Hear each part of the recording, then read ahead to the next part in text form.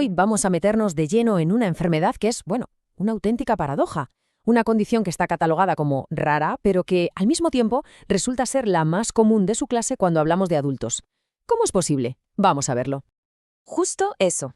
Esta frase lo clava, ¿verdad? Resume a la perfección el lío que tenemos entre manos. Hablamos de la distrofia miotónica de Steinert. Y sí, es una de esas enfermedades que nos hace replantearnos qué significa exactamente que algo sea raro. Vale, vamos a ponerle un poco de orden a esto. ¿Qué es exactamente la enfermedad de Steinert? Pues para empezar, también se la conoce como distrofia miotónica tipo 1 o DM1 para abreviar. Es hereditaria, sí, pero la palabra clave aquí, la que hay que grabarse a fuego, es multisistémica. Y esto es súper importante, porque no estamos hablando solo de que los músculos se debilitan, no. Estamos hablando de algo que puede tocar prácticamente todo el organismo, desde el corazón hasta el estado de ánimo. Y para entender cómo es posible que afecte a tantos sitios a la vez, tenemos que hacer de detectives e irnos al origen de todo, al punto de partida. Vamos a ver qué pasa a nivel genético, en el ADN. Un momento, antes de meternos en faena con los genes, hay una palabra que tenemos que entender sí o sí: miotonía. Es el síntoma estrella, por así decirlo, el que le da nombre. A ver, para que nos hagamos una idea, es como si agarras el pomo de una puerta con fuerza y al querer soltarlo, la mano se te quedara ahí, como pegada, unos instantes. Esa dificultad para que el músculo se relaje, eso exactamente es la miotonía. ¿Y esto cómo pasa de padres a hijos? Pues sí, se hereda. Y la forma en que lo hace es clave para entender por qué es tan frecuente en algunas familias. Es lo que se llama herencia autosómica dominante. Que no nos asuste el nombre. Significa básicamente que con que solo uno de los padres tenga el gen alterado y lo transmita, ya es suficiente para desarrollar la enfermedad. Por eso, para cada hijo o hija, la probabilidad es de un 50-50. Y aquí viene lo fascinante, la raíz del problema. Es casi como un fallo de imprenta en nuestro código genético. Resulta que en un gen llamado DMPK todos tenemos un trocito de código, unas letras, C, T, G, que se repiten unas cuantas veces. Eso es lo normal. Pero en la enfermedad de Steinert es como si el gen tartamudeara. Esa repetición se descontrola y en lugar de tener unas pocas, hay cientos o a veces miles. Y aquí hay una regla de oro. A mayor número de repeticiones, por lo general la enfermedad aparece antes y sus síntomas suelen ser más severos. Vale, ya sabemos el porqué genético, pero ¿cómo se traduce todo esto en el día a día de una persona? Pues aquí es donde la cosa se complica, porque la DM1 es una enfermedad con, podríamos decir, 4 caras muy distintas. Y fijaos en esta tabla, porque resume muy bien ese abanico de posibilidades. Tenemos desde una forma congénita, que es la más grave y se presenta desde el mismo momento de nacer, a una forma juvenil, que a lo mejor da la cara con dificultades en el cole. Luego está la clásica, la del adulto, que es la que se suele tener en mente, y finalmente una forma leve o tardía, que puede ser tan sutil, con síntomas tan discretos, que durante años puede pasar totalmente desapercibida. Esta frase es que lo clava. ¿Cómo vas a reconocer fácilmente una enfermedad que puede presentarse como un bebé que necesita cuidados intensivos y al mismo tiempo como una persona de 60 años que solo tiene cataratas y un poco de debilidad? Es que es dificilísimo. No existe el paciente tipo de Steinert, y ese es su gran reto. Venga, pues vamos a profundizar un poco más en esto de que es multisistémica. Vamos a hacer un recorrido por el cuerpo para ver cómo y dónde impacta esta enfermedad mucho más allá de los músculos. Empecemos por lo más evidente, claro, los músculos. La debilidad va avanzando poco a poco y es muy característica porque afecta a zonas muy concretas. Por ejemplo, los músculos de la cara, lo que puede dar esa expresión un poco triste.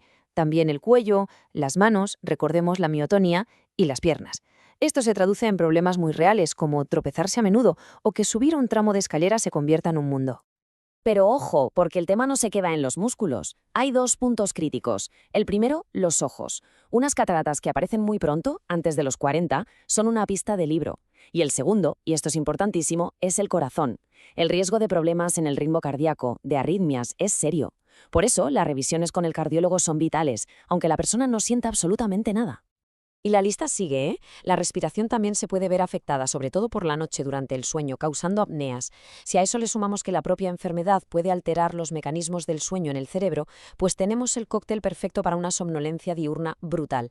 Ese cansancio constante. Y no solo eso, también puede haber un impacto a nivel cognitivo, problemas para concentrarse, para organizar tareas.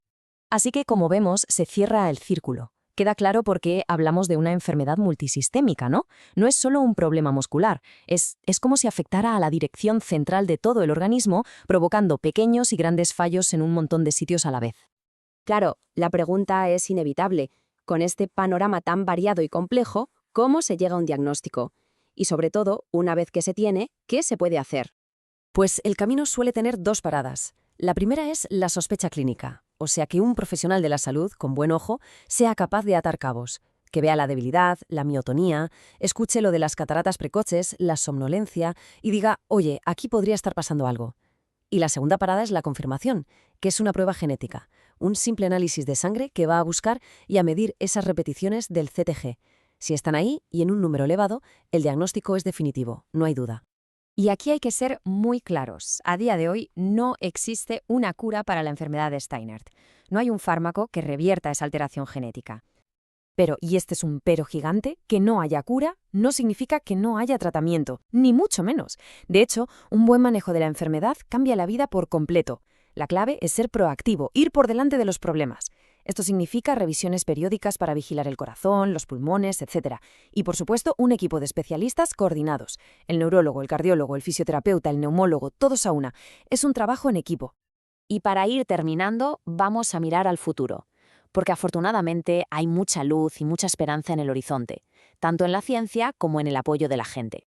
En el campo de la investigación no se para, se está trabajando a toda máquina en terapias que van directas a la causa genética, que intentan corregir ese error, son cosas súper avanzadas. Y no solo eso, también hay muchos estudios centrados en mejorar la calidad de vida ahora, hoy. ¿Qué tipo de ejercicio es mejor? ¿Cómo dar apoyo social y psicológico? Y en todo este viaje hay unos actores que son absolutamente imprescindibles. Las asociaciones de pacientes. Hacen una labor brutal. Son una fuente de información fiable, un lugar donde encontrar apoyo de gente que pasa por lo mismo y además son la voz que lucha para que se investigue más y se atienda mejor a las personas afectadas. Así que nos quedamos con esta reflexión final. Si después de escuchar todo esto, alguna de estas señales, la debilidad, la miotonía, cataratas antes de tiempo, un sueño que no se va con nada, arritmias, resuena con la historia de alguien del entorno, quizá este pequeño repaso pueda servir de algo. A veces, simplemente conocer que algo existe es el primer paso, el más importante, para ponerle nombre a un problema, y a partir de ahí, empezar a buscar la ayuda correcta.